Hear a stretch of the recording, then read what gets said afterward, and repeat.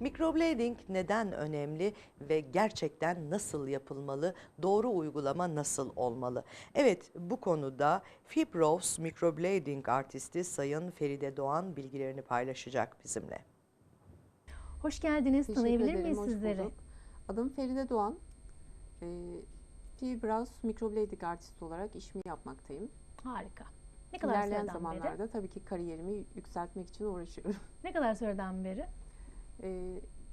3 senedir. Onun öncesinde daha başka eğitimlerle bu işimi yapıyordum. Son 1 senedir zaten Fibros'la çalışıyorum. Onların eğitimlerinde ve şu an akademik olarak kariyerime yön vermek adına zaten Fibros'u seçtim. Ve teknikleri daha başarılı, daha iyi. Dünya çapında uluslararası geçerliliği olan bir firma. Hı hı. Akademi diyelim, firma demeyelim. Hı hı. Eğitimlerimiz de mevcut değil mi bu Eğitimlerimiz alanda? mevcut. Yani zaman içerisinde zaten amaç burada kendimi yeterli konuma getirdikten sonra kendim eğitimlere katılmak. Öyleyse akademik Feride olarak. Doğan'ın farkı nedir desek? Nedir farkınız? Bu mesleği yapanlardan, bu işi yapanlardan farkınız nedir sizce?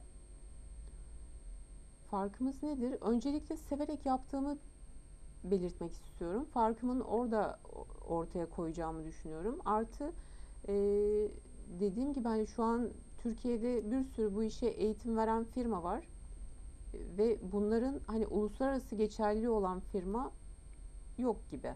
Hı hı. Şu an Branko Babić akademinin master'ı Berin Çetiner'den bu işlemi hani eğitimini aldım. Hala da almakta devam ediyorum. Ve burada kariyer yapabilme şansınız var. Siz de altınızdan gelen insanlara eğitim verebilme şansınız var. Ben de işimi akademik olarak yapmak istediğim için, yani insanları yetiştirmek istediğim için şu an bunu seçtim. Harika. Mükemmel. Peki bundan sonraki hedefleriniz nelerdir? Bundan sonraki hedeflerim nelerdir? Mesela Feride Doğan kendini bir 5 yıl sonra nerede görüyor? 5 yıl sonra çok yukarılarda görüyor. Altında bir sürü öğrencileri, royalleri, masterları, onlarla birlikte yeni kardelenler yetiştiriyoruz. Onları görüyorum. Harika. Belki günümüzde hala daha tereddüt eden vardır mikroblading'e karşı. Belki soru işaretleri vardır. Neler söylemek istersiniz? Doğru uzmanı buldukları sürece korkmamaları gerektiğini söylemek istiyorum. Çünkü gerçekten bu işi yapan kişi çok önemli.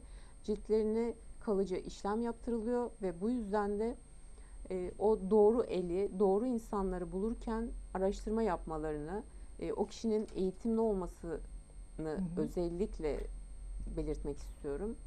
Sonuçta bu işi merdiven altında yapan da çok kişi var. Maalesef. Eğitim almadan da yapan çok kişi var.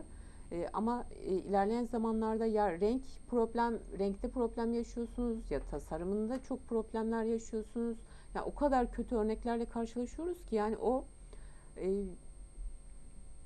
yani nasıl olabilir? Yani hani bu nasıl ortaya çıkabilir dediğimiz örnekler çıkıyor karşımıza ve bunu da yapan bizim bir meslektaşımız yani. Ya da aslında merdiven alt dediğimiz yerler her meslekte Ya her olduğu gibi meslekte olduğu bu gibi, konuda da aynen. olabiliyor Yani o açıkçası. yüzden Ben eğitim olan eğitimli- bir kişinin hakikaten kötü bir sonuç yapacağını zannetmiyorum. Zaten ama bir de şöyle de bir şey var. Yani biz eğitimlerimizi sadece bir gün gidip eğitim almadık. Mesela 2 gün gidip eğitimimizi birebir aldık. 6 ay boyunca online olarak sürekli çalışmalarımız oldu ve hala da oluyor ve hala mesela kafamıza takılan bir şeyler olduğunda biz hala hocamızı arayıp hani böyle bir durum var. Hani ne yapabiliriz? Yani online eğitimlerimiz, o level'larımızı atlamamız, geçmemiz bunların hepsi bir süreçti. Tabii ki. O yüzden insanın gönül verdikten sonra, severek yaptıktan sonra eminim sizler gibi başarılı, bu işi layıkıyla yapan birçok kişiler olacaktır. Çok teşekkür ediyorum Ben teşekkür sizlere. ederim. Kolaylıklar diliyorum. Teşekkür ederim. Sağ olun. Başınızın kat ve kat devamını dileyerek. Çok mersi.